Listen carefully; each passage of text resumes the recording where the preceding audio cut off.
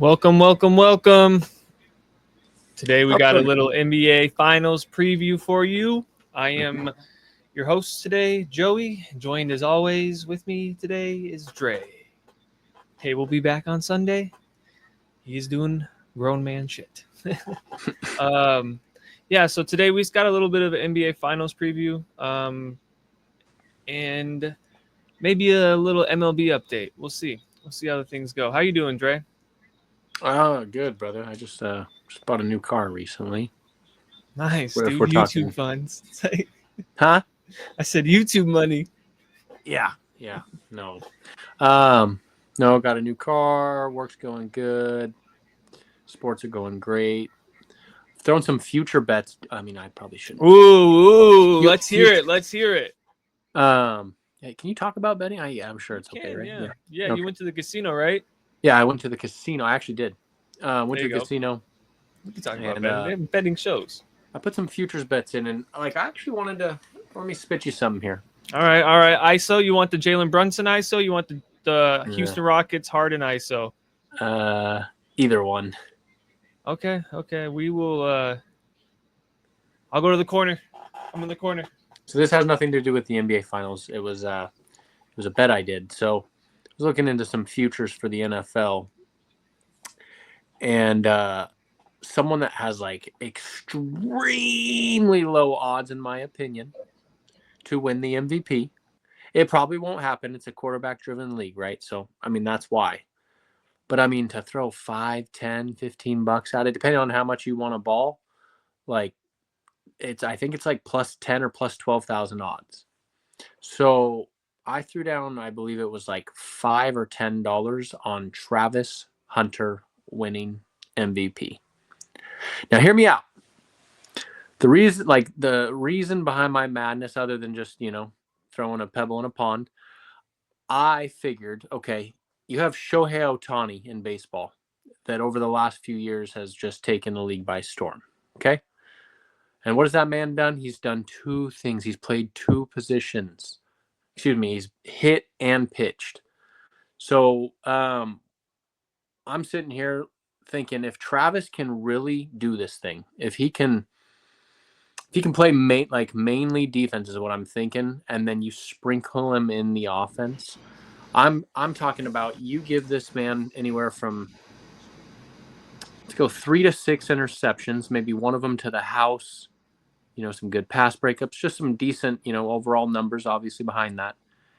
And then on the flip side, he has 40 to 60 catches for 500, 700, 800 maybe max on yards, and throwing another 4, 5, 6 touchdowns on the offensive end. Who else is doing that? Like, why wouldn't you give him the MVP? Am I wrong? Like, I don't know. So that's where I'm at. I put a little money. I'm going to go back and double down and put like a nice hefty little one on that too, because I truly think if he does it and does it correct, ends up with those baseline numbers, brother, how can you not give it to him? Who else has ever done that? Yeah. You're right. Sorry, I get a little. No, that's good. I like that. Do you think that they're actually going to do that? I know this was it's supposed to be NBA Finals preview, but No, we have to talk about the football. We'll get into this final. I'm trying to talk a little bit about this. I'm trying to find the clip from practice. I think it's I got it for you.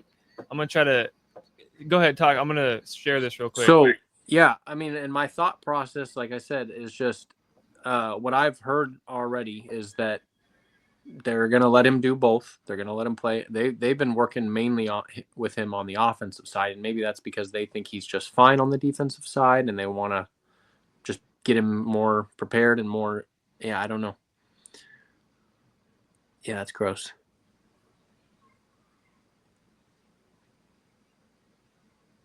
So I don't know.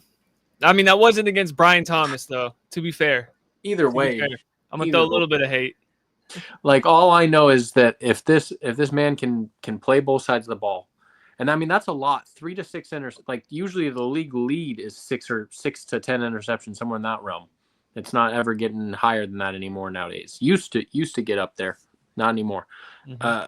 So if he ends with 3 on the bare minimum and more towards 4, 5, 6. Oh man, and what, like maybe 1,000 yards receiving? 1,000 pushing it. But if he's mainly an offensive guy and then just plays some defensive snaps, which I think it's going to go the opposite way. I think you play him defense mainly, and then you just sprinkle him into your offense about 10 plays a game. Just randomly have him in there. Just 12's out there. I can see it. I don't know. And then so just the odds that were there, I had to do it. Okay, let's move into some finals. Go ahead. Sorry, I had to move us along a little bit. So getting into the NBA Finals, let's start with the Thunder. Some would say this is probably one of the greatest regular season teams we've ever seen. Stats back it up as well. And I want to ask you a question. Like, what has like stood out to you that has really like elevated Oklahoma City to the next level, aside from SGA? Kind of, I'm not even gonna do the whole like free throw merchant shit because he still does get buckets. It's just the way he plays. Some people don't like it. It is what it is. He's a super. So what do you think? I've personally never been a fan of players that play like SGA, James Harden, Manu Ginobili. Now, if they can back it with other types of play, then yeah, I mean, you got to at least respect them. I always respected James Harden. Didn't love him. Didn't really like him because, again, like you're alluding to, half the points do come from free throws. Whether that's because you're really good and can always get to the bucket, or because you're the superstar now and you're getting the calls. Who knows? Don't know. But yeah, I mean, the surprising thing to me about the Thunder, I don't know why, but their team doesn't strike me, even with Shai's, ascending, Chet being there a good majority of the year. It's Jalen Williams, correct? I always get him. Mm-hmm. Yeah. So Jalen's becoming a great player in his own right. All of that. I mean, it all makes it. Isaiah Hartenstein went over there and had a career year. Great player.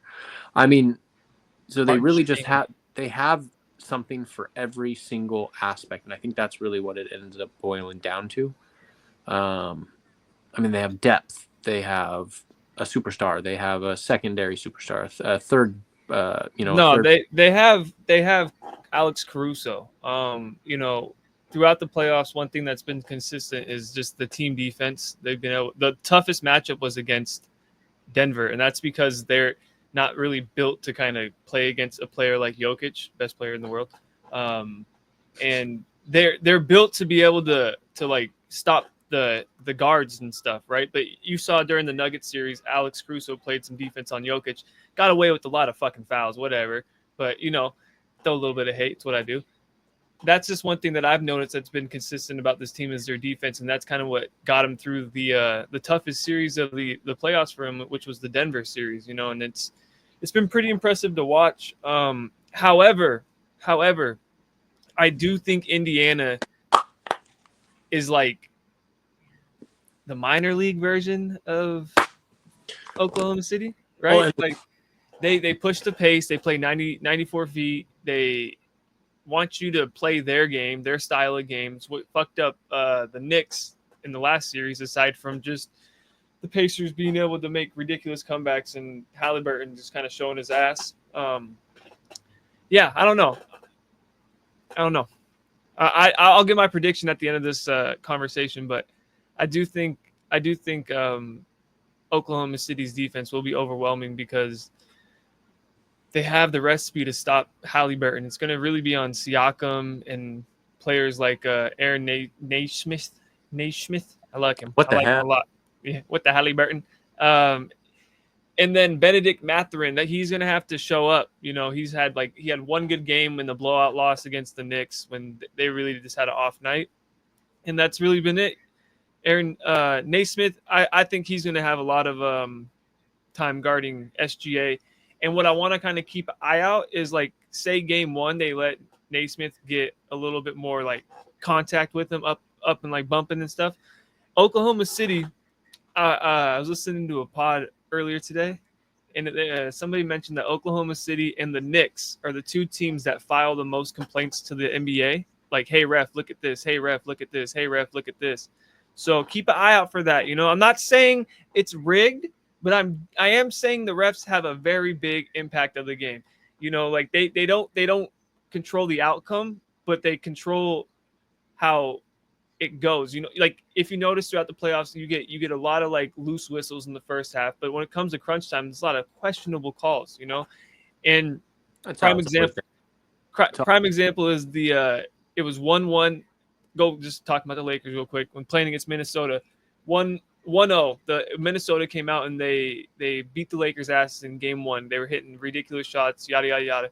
Game 2, within the first like 6 minutes, Jaden McDaniels picked up 2 fouls, ticky-tack fouls. Nas Reed got a foul. So they got in foul trouble early. So I'm just saying, keep an eye out. Say the Pacers, if they steal game 1, keep an eye out for that bullshit in game 2. Sorry, that was a long-winded rant. That was kind of like an ISO, but what do you think, Dre? Give me your thoughts on I guess just the overall, how do you think this plays out? I mean, I would sit here and tell you that OKC should, blow them out because the Pacers, it's crazy that they're even there and all of the above. They just shitted on the Knicks. So I don't know. I can't definitively tell you that. Like, they're not going up against, like, in my opinion and in eyes, like, regular season or not, this is still a very, very young team. The Pacers are a young team, but they have some, core vets where OKC does not, in my opinion. So have these core pretty vet championship. Did Pascal win with Kawhi? Was he Yeah. there? Yeah, and Pascal's been balling. He's been getting a lot of hate, but yeah, I agree with you, man. But that's why I mentioned that they're more like the AAA version, like the minor league version of OKC, because they beat Cleveland. That was pretty impressive. But then when you go back to when you look through the series, Mobley, Hunter, and Garland sat out game 2. They lost game 1, so it was like Cleveland was already going down 2-0. So there's a lot of stuff that played out in the East, like Tatum tearing his Achilles. The Celtics, I don't think they were going to end up winning that series regardless. But the Celtics would probably have been the best team matched up, like overall against OKC. But the more and more I watch the Pacers play, and that's on me because I should have saw this coming. They won 40 of their last 50 games in the regular season. 40-10 after a slow start. They were smoking boots from after the All-Star break.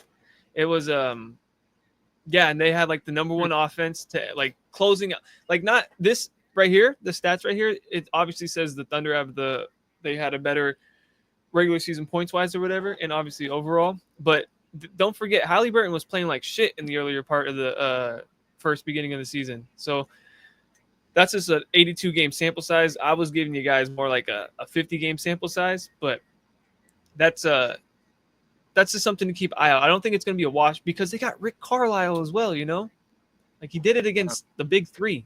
I mean, in Miami. OKC was missing Chet for good portions of the year there. True. Yeah. So, they were Siakam was hurt too. Naismith was like they're not as sexy as OKC's players, but Naismith's a freaking hooper, dude.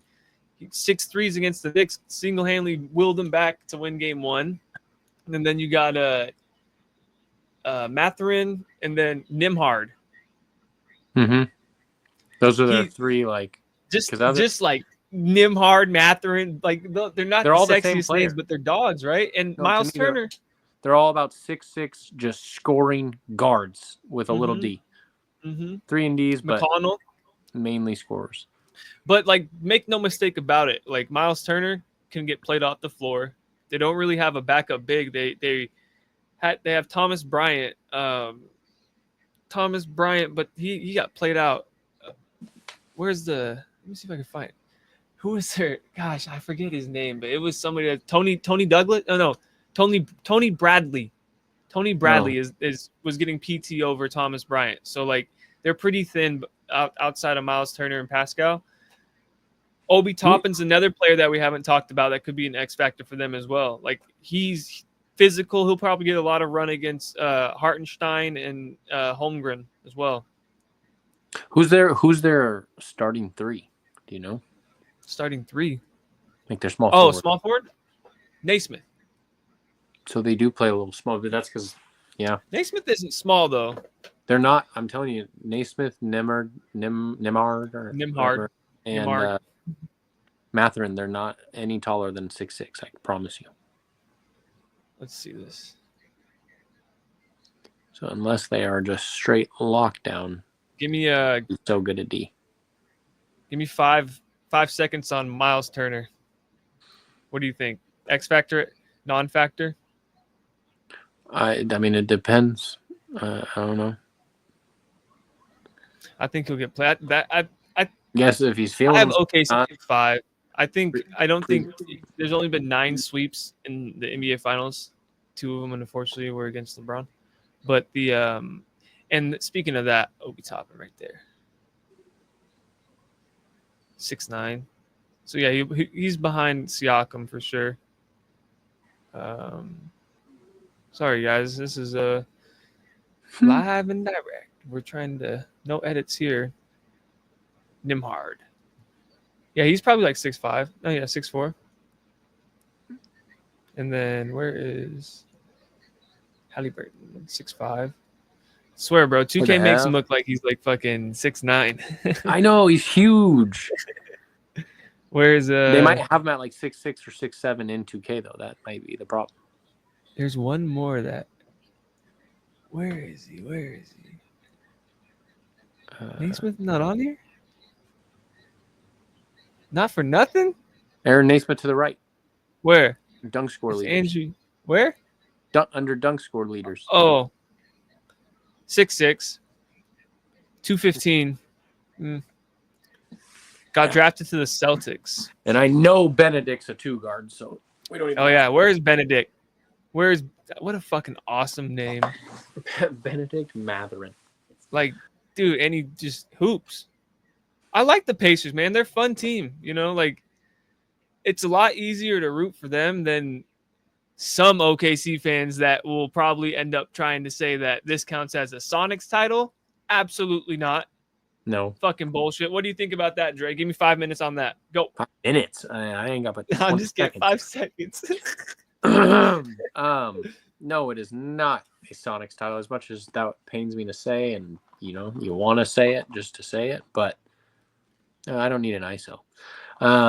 It's been like 15 some odd years, you guys, and we're about to get a team like next year, so don't you worry, don't you fret.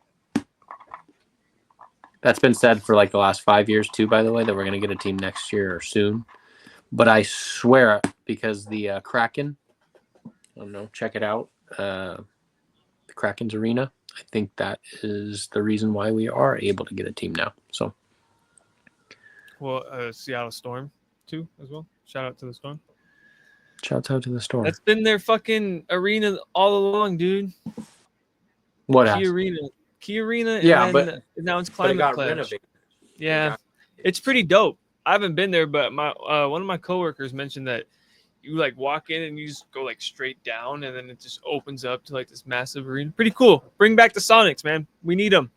Yeah, I went to a Jurassic Park thing with my sister, and then I went to see Theo Vaughn there. So, shout out Theo Vaughn, kind of. Theo! He's kind of in some heat right now, but all right, back on topics. What do you think this goes? I think it goes 5. I think Oklahoma City, unless the Pacers can steal one game in OKC, they have to steal game 1, in my opinion. They have to steal game 1. No, I see the Pacers taking 2 no matter what, and then depending on how good they look, we'll see if they can possibly take the series. But if we're gonna just give OKC the series, I want to say it's going 6 for sure. Yeah, I don't know. I don't know. I just think OKC's defense is just too much for like it's history's shown us that like regular seasons sometimes end up mattering, like we're talking about a team that won like 69 games or something like that, 66 games, 68, 60 to 69 games. That's insane. I haven't been giving him credit because I obviously just I wanted the Lakers to win, but at some point, I think after game 2, if they don't steal one, then it's going to be like, all right, well, is it going to be a sweep? The reason why I don't think it's going to be a sweep is because I don't think OKC is like that much better. Like, prime example, Golden State, and I'll stand on this, bro. Golden State versus Cleveland, first year Kevin Durant being there. LeBron James was just fucking whooping Golden State's ass by himself. That's the J.R. Smith blender game. If they fucking go on to win that game, they win the series. I will die on that hill. And I'm not the only one that believes that, by the way. It's a travesty. So I think if they have to win game 1. Like it can't be a close game and then they end up losing. Like it's really demoralizing. You saw what happened with Cleveland against a team like OKC that's just breezed through the playoffs. Toughest series was against Denver. Ow. And that explains a lot because they have a Jokic, who's But I mean, a monster and he can create the offense anywhere and down low. Halliburton does a lot up top. They're fast though. That counters a lot. They're just as fast as OKC, and they don't play as good of defense, but they can play like full court press defense. So, see, and my thing is the Pacers. I don't think like to this point, whether the East was a little shaken up or not. You just told me a stat I was not aware of. Like I don't think you're running into regular season or not. I don't think you're running into this juggernaut like you're alluding to. They're good, yes, very good. No, I'm not trying to downplay how good OKC is, but with how good Indiana's done, as long as they stay within themselves, you're not expected to win a game in the first 2 if you're on the road. You need to, you should, if you want to, overall try and win this series. It's in your best interest. So if they come out of there 1-1, they're flipping stoked. Right. And long like his like the what's the saying, like the series doesn't start until the home team loses, right? That's like the old school saying or whatever, because I don't think that matters in today's NBA playoffs. Like I think OKC, like I think they do end up winning in Indiana. I think OKC is more vulnerable on the road, and I think Indiana is going to be loud, just as loud as OKC. Like, timeout on the preview. What are your thoughts on the hate about this finals? Because as I was saying that, I was like, they're going to be loud because it's small market teams, right? Like these people haven't seen this in forever. I mean, OKC saw it in like 2012, but that was the last time. Indiana, it's been a minute. So, like, what do you think? Is it fair that like fans are like, oh, I'm not gonna watch this final? Small market teams, they don't do it for me or whatever. Is it like, what do you think? Here's what I say to that shit. Who are those fans and where are they coming from? Because unless you're from Cali or Miami or Texas, everybody's a small market. And we're all looking to get a dub, all looking to get a championship. So why not root for the guys like these guys? They're rarely ever there. These are built teams. What's wrong with it? Yeah, it's flashy to have LeBron and the Lakers and Luka in there. It's flashy to have the Celtics and Tatum and Brown in there. It's, not next year. And maybe you want to call it better basketball, but I don't know. I mean, yeah, the whole free throw shy thing, but other than that, like, you got young aspiring superstars that are going to show you what they can do. Like, that's fun, in my opinion. LeBron's almost out of the league, like, not in a bad way. He's just getting there. It could be another 1 or 2 years. It could be 5. Who knows with him, though? But I don't see what's wrong with it. I get it from that narrative, but why that narrative? It's the same reason why we don't get publicity out here. The West Coast, unless you're in Cali, the West Coast does not get publicity. Yeah, California's pretty fucking big. But yeah, I agree. I like I said, I've grown to actually appreciate this Indiana team. Like, they're fun to watch. They're entertaining. The comebacks have been awesome. Like that Knicks Pacers series was entertaining as all hell. Yeah. Kind of bummed to see the Knicks go, because that would have been a fun one too. Like, I'm just a fan of I would- basketball, and I think this is good basketball. It's going to be good basketball, and I think that's because you got two extremely like detailed coaches. I probably shouldn't say this on air, but I'm gonna be brutally honest with you. I don't know that I caught a single fucking game of these playoffs. I kept up with them. I kept up with stats. I know who won the series, all of the above. But if I'm being brutally honest, I didn't get to watch like a full game through and through, not a single one of them. And I just told you that these are two teams that built their teams that are going to play good basketball. There's nothing wrong with that. Nothing wrong with it. Yeah, they're small markets. Hi, I want my small market to win a championship.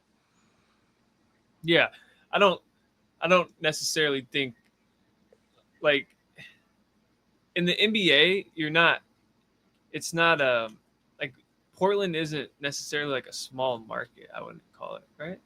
Like they Well, no, but unless like because it's not fair just to limit it to. I get what you're saying. LA, Cali, Texas. You said Texas, right? yeah, like there's Well, only there's like 8 teams 3 in or all. 4 teams that are ever making plays for people. It's the Golden Yeah. State Warriors, the Miami Heat, the Spurs, who are in Texas, the Lakers, Mavericks, Lakers. Yep. I mean, we can keep Celtics. going. Celtics are a different one. Yeah, but Boston on both baseball. Boston's and a sports basketball, town they've been and considered a football. big market.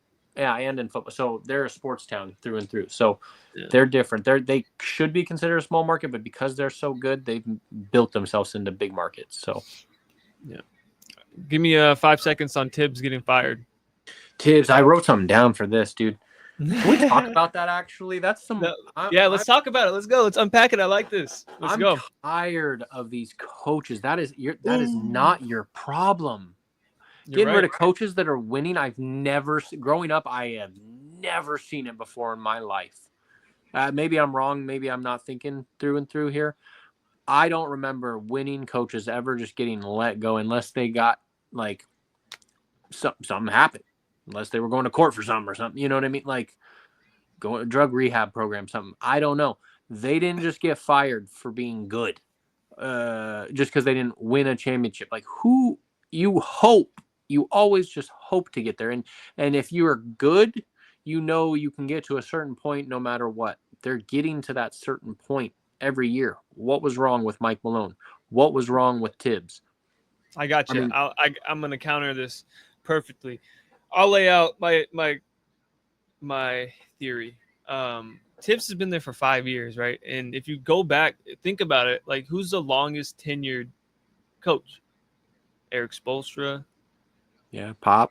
Spoelstra. Retired. Pop retired. Shout out Pop, by the way. Spo. And then what? Like, you got... I know we're missing one. But, like, Doc Rivers is going to end up being, like, one of the longest tenured... Oh, Billy Donovan. Billy Donovan for the Chicago Bulls. 5 years. He's been there 5 years. Okay. And then OKC's coach 5 years, you know? So, like, or he's been there since 2022, 3 to 5 years, right? So, like, thinking, like, bigger picture and, like, long, like, we have now a track record of a player-driven league. They, like, coaches don't have a 10, 15-year lifespan anymore. They have about a 5-year window. It's like college basketball in that regard. Exactly. Well, you're seeing it a lot more in college athletics now with the NIL deals, you know, kind of being in this coaches kind of moving around. Belichick, we could get into that too. That's interesting. Nice. But just to kind of get it back on the basketball side and with Tibbs, like you did throughout the season, he, you know, didn't bother trying to, because when I was watching that series, he decided to pull out DeLon Wright and who was the other guy? There was one DeLon Wright and Landry Shamet, right? Who by all means, like whatever, bench players, right? Should have experimented it during the regular season, not during Game 6 of the Eastern Conference Finals. You know what I mean? Like, so there's been a little bit of track record of Tibbs overplaying his players, and during the regular season, you saw Mikal Bridges come out and say, "Hey, like I'm too many minutes, bro," and then like a day or two later, me and Tibbs met and we hashed it out. Like, that was a little weird, you know? Like, I don't know. And you kind of see I see this situation as possibly like it doesn't make sense. You're 2 wins away from the NBA Finals. You know what I mean? Like literally 2 wins away from being in the NBA Finals. But this could possibly be a Mark Jackson, Steve Kerr timeline. Mark Jackson got Golden State to a certain point in the playoffs. Unlocked Clay and Steph, fired. Steve Kerr comes in, gets him to that next level, NBA championship, dynasty, all this good stuff, you know? Yeah. Now, if there's that guy out there and you already see it and you see the fit, then Mike Malone? Maybe, who knows? But if there was something internally going on there where like, hey, yeah, Tibbs built this thing up, and you guys play a certain way because of him. But then you enjoy. But that's the thing, though. This past season, real quick, what do we know Tibbs for? What kind of coach is he? He's a grinded out defensive coach. Correct. Complete 180 this year. They were terrible on defense. Not terrible, but not Tibbs standard, and they were way more like offensive heavy. So, and then there's a cat piece in this as well. But my bad, I didn't mean to cut you off. That's just something to, like, I don't know. I was just gonna say, I mean, I'm gonna clap for Tibbs if that was on him. Keep it up with the Joneses. No, I mean, yeah. If you're a defensive juggernaut coach and your team has no defense this year, but ends up being one of the best offensive teams, you're just playing with what you got.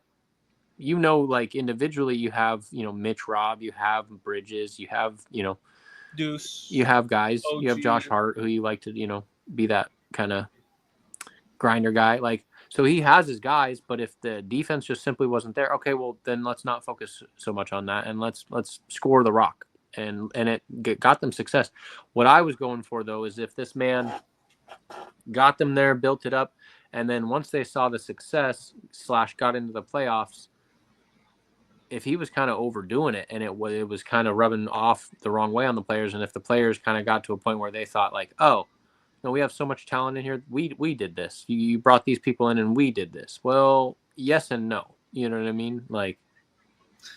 Yeah, the another weird thing too, though, was like after they lost Game 6, what was it? Who was it? It was the Athletics, like the company or whatever. They like published an article labeling like, oh, like Tibbs went. This is what happened throughout the season. Tibbs and this, and then like Karl-Anthony Towns. Like there was like a Karl-Anthony Towns and a Tibbs piece in there, and it was like really like.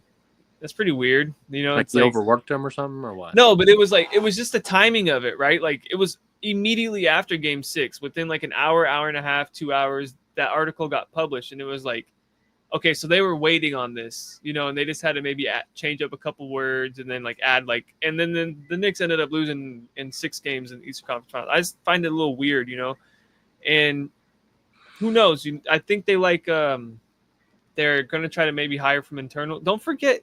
Jalen Brunson's dad's on that coaching staff. So like I imagine it wasn't a good feeling like being Tibbs and having Brunson's dad behind you, and then you have Brunson. I don't know. It probably got a little awkward tension.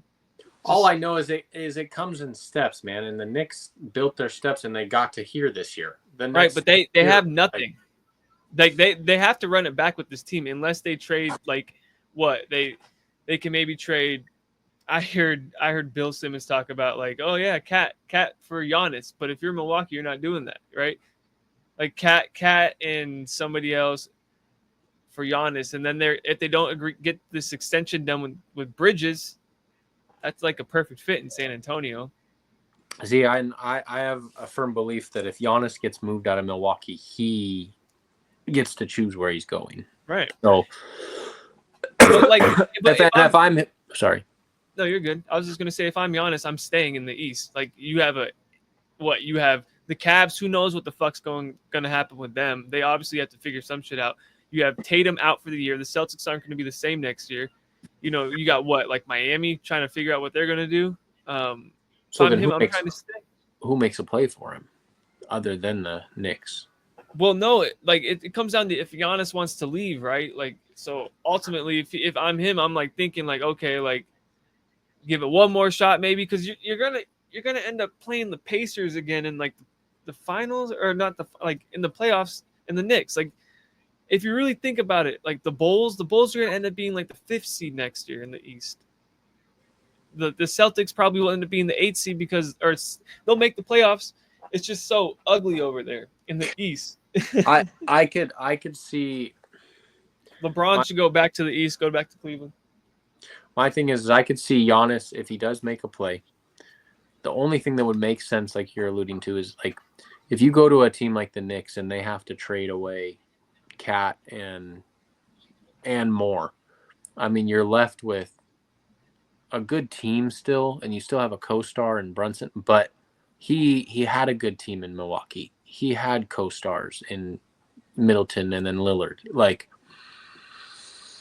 I feel like he needs to go to a team where, like a Houston, where they give up a slew of stuff, but then they still have like literally depth. They still have 2 co-stars with them. They still have that, you know what I mean? Like, yeah. And I think he knows that. Or he seeks out to go play with a Wemby, a Joker, a LeBron for a few years as he's getting older.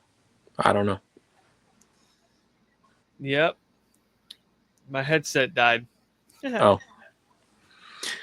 Give me 1 second. Sorry for that quick pause. Had to get some AirPods, but yeah. What do you think they do with Cat? Is his contract getting close or what? Yeah. No, it's not getting close. It's just he's owed $60 million here in a couple of years at the end of it. And do you really want to be paying that? They're gonna run into the same situation the Celtics are in right now. Just a freaking fuck ton of money on the payroll. I just don't think, and they have no assets. Again, it's all dependent on what you can get. Like, they're not looking. If the new coach that comes in wants to play a different style of ball and they can get this package with a player behind it that makes sense, sure. I always just look at it like, we can speculate all we want, we can pipe dream all we want. It has to make sense for a player to be moved. There has to be a few teams lined up that can actually make the move for him, have the space for him, all of that. Like, I used to talk like that, and I'm not saying you are or anything like that. No, but you're not understanding the way that the new CBA. That's why you're going to see a lot of trades this offseason. Like, okay, like the teams don't want to be in that second apron. You end up losing draft picks if you're way deep in the luxury tax, like future draft picks and shit like that. So it's not wise to stay in the second apron for multiple years and stuff. So they don't have enough room to wiggle. It's the same reason why these motherfuckers asking LeBron to come back for the vet min. Okay, come back for the vet min. That then they'll only have $14 million to spend. It doesn't make sense, like people are unrealistic when it comes to like. The reason why I'm saying trade Cat is because what do? You run this team back? Okay, cool. Give it one more year. Then you're I don't know. It's just, I think they have to make that's what I would have tried to do. I wouldn't have fired Tibbs. I would have tried to maybe move Cat or something. I don't know. I just feel like, I don't know. Like, who do they? You can't just. There's no Steve Kerr out there that's going to come in and take this team to the next level, in my opinion. Well, no, like you're saying, so that's where it comes into play. Like, they've upgraded, right? Julius got them so far last year. They upgraded to Cat. They got so far. If they can upgrade with using Cat, then sure. And then hate Cat, or hate watching Cat play basketball. By the way, they pay the luxuries. They're in the apron. They have to get rid of some depth. Whatever. New York becomes that place right there. If they go get like a Giannis, like you're alluding to. But if it's a get rid of Cap's salary and get 2-3 assets and a pick or something, I don't know. They have a pretty deep lineup. They have their guys. Again, new coach, new style could change things up. But other than that, yeah, maybe use their bench. Yeah, I just don't see them like downgrading. I guess with getting rid of Cat's salary, they'll pay the luxuries or try and upgrade with them. The thing is, I mean, if they have more capital than just Cat, if they have a young guy or two, couple picks, they can make a move for sure for a Giannis. Like, big market. They don't really have any picks. They didn't give up too much with they gave a lot up for Bridges. Yeah, they've that's why the extension that's going to be a pretty big deal. Because if I don't know. I think Bridges would fit in San Antonio really well. Yeah. See, I want to see Giannis go to San Antonio myself. So Wait, you'd have to move Stephon. they got the second pick, right? Second or third, yeah.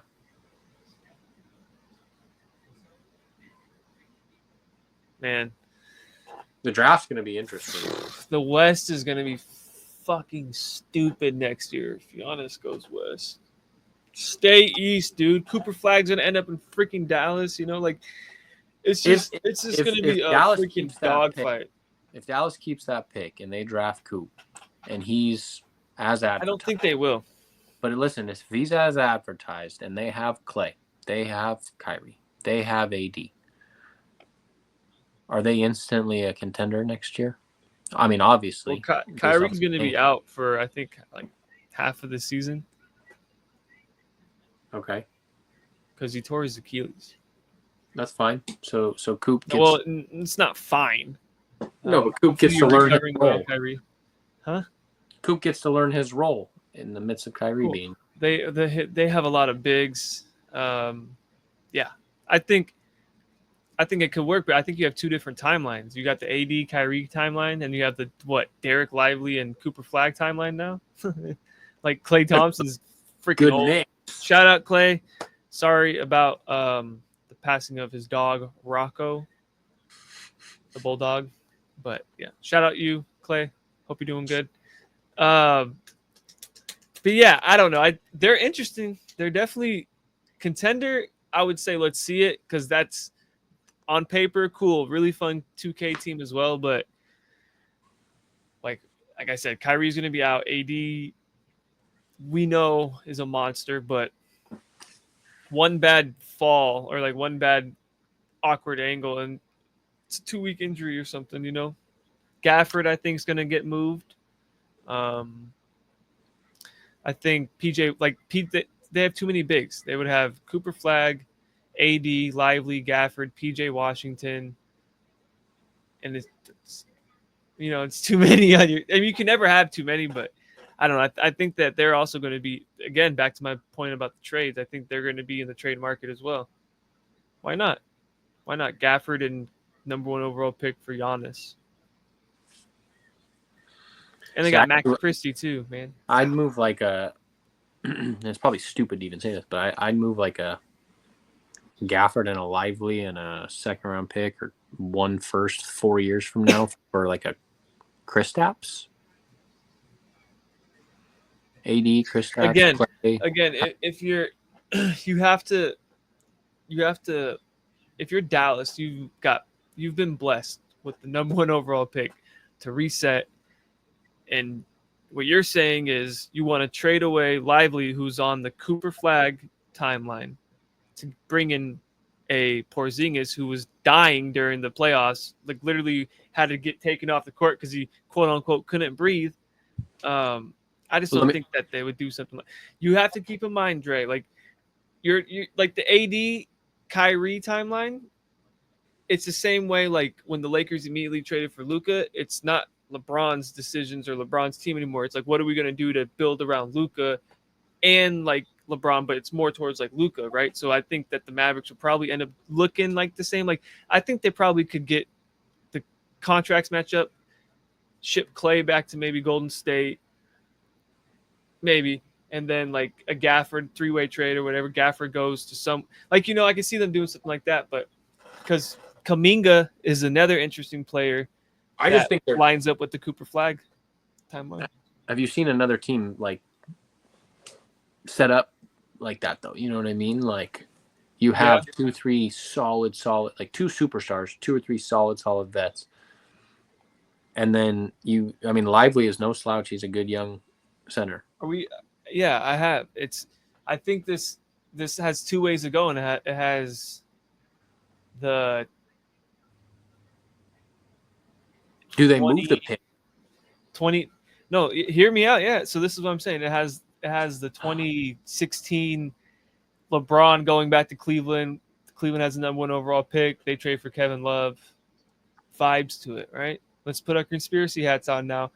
I I believe it. I can see it. We were just talking about him.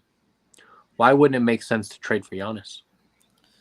That's what we're talking about. There is, and yeah. I don't know. We haven't said Dallas though.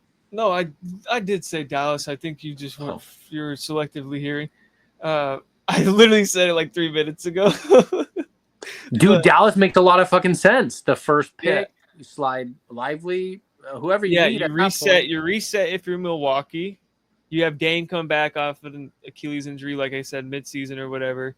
Maybe not. He might be out all of next year, low key, because he got hurt during the playoffs.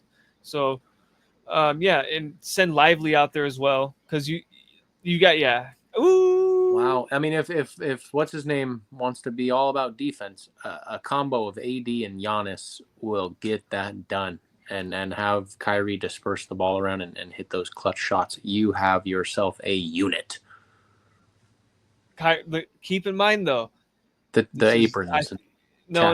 You're forgetting Kyrie tore his Achilles. Either way, as long as he plays at some point. Sounds good, But we like to keep shit realistic, and it does suck. I love that. Sounds really fun, dude. All they have to do is limp into the playoffs, and if Kyrie is playing at some point and then playing in the playoffs with that unit, that'd be stupid. Yeah, I think. Okay, now let's talk about, before we close this out real quick. Let's go a little bit longer, because I want to talk about Minnesota. So we'll cover the Eastern since we covered the Knicks. Let's talk about Minnesota real quick. What do you think they end up doing? I know you're going to end up saying it's probably going to have to do with a certain somebody going over there. Who? A certain somebody, Kevin Durant. Like if I'm Minnesota, I'm looking to try to trade Randall and Gobert. Gobert I think you have to try to continue to build the team around Ant. You bring KD in, but then it's like, oh shit. Hold on. Okay, conspiracy time, Dre. Bear with me, okay? I just had like ADHD kicked in, and I had like this random thought. You know how it's a players' league? Huh? Yeah, players-driven league. You know how we were just talking about Cat? Mm-hmm. Who's like one of Cat's good friends?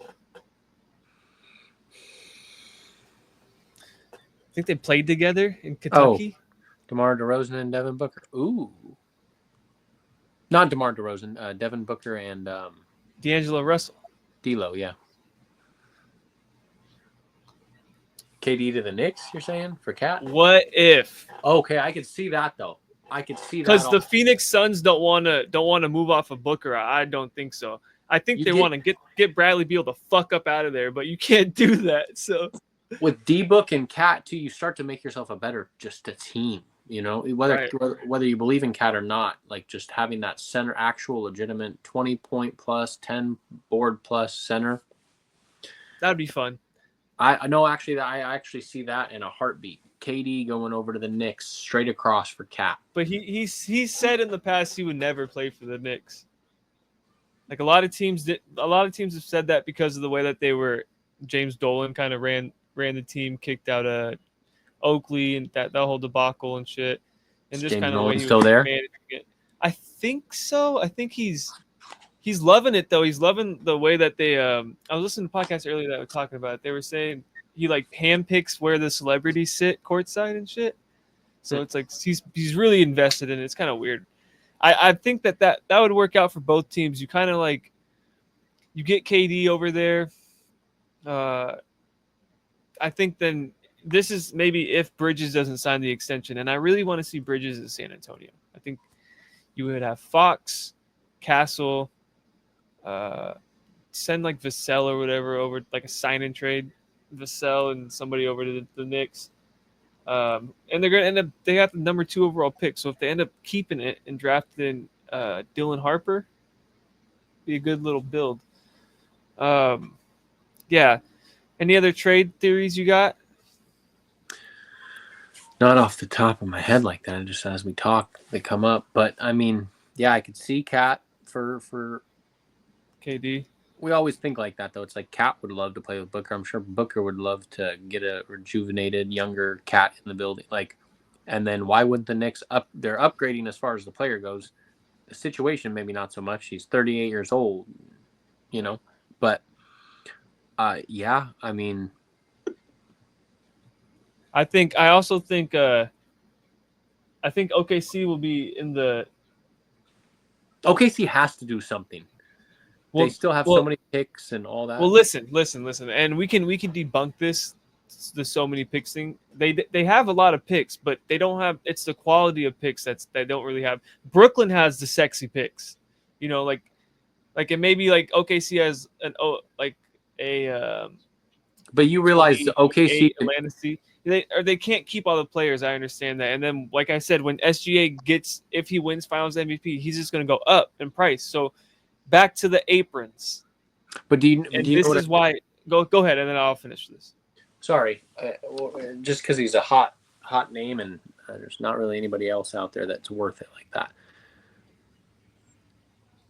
that. We've spoke on it before in prior podcasts. OKC. All it would take is Jalen Williams and a slew of picks, and you can go and get anybody in the league. And you need to do something like that. Now, do you want to break up that core? We spoke on that. I'm not even going to get into that. But yeah, OKC, somebody has to make a move. I see OKC doing that if they somehow let this championship slip out of their hands. If they win, they're not breaking that core up. They're going to pay those young boys, and they'll trade off picks for money if they have to. I don't know. Mm-hmm. Yeah. I think, yeah. Who else could be out there making moves? You know who needs a nice little player on like a salary dump situation is Charlotte. Charlotte needs to just kind of put together a nice 5. LaMelo and Brandon Miller have young, bright careers and futures, but they don't have a team. They don't. Yeah. They don't have, they're kind of, Miles Bridges, they're not good. I don't think they're going to be good next year either. I think they're just too immature. Like there's a lot of that. Like LeBron was talking about it. I think it was like a lot of players today, they have the skill, but they don't know how to play the game because it's like, you get put in with these basketball coaches at the age of like 7, and they teach you how to dribble, but your coach is the one that's supposed to coach you. But these kids these days don't fucking listen to coaches. Jalen Green, prime example, like he can score, but he's just not consistent. Like it's and he was a high invested draft pick too, right? So it's just and he's in year 3 or 4, or is he year 5? He was Cade's draft class, right? Yeah, so like 3rd or 4th year now. Right. So I don't know. I think the league's in good hands. I don't think we'll see. Hopefully America can get some more talent out there, because I guess Adam Silver said the All-Star game next year is going to be Team USA versus Team World. I was like, damn. All right, you guys, we are going to wrap it up, and we are going to be back on Sunday. Sunday. Thanks for joining. As always, like, comment, and subscribe. We appreciate you guys. Have a good one. Thank you. Peace.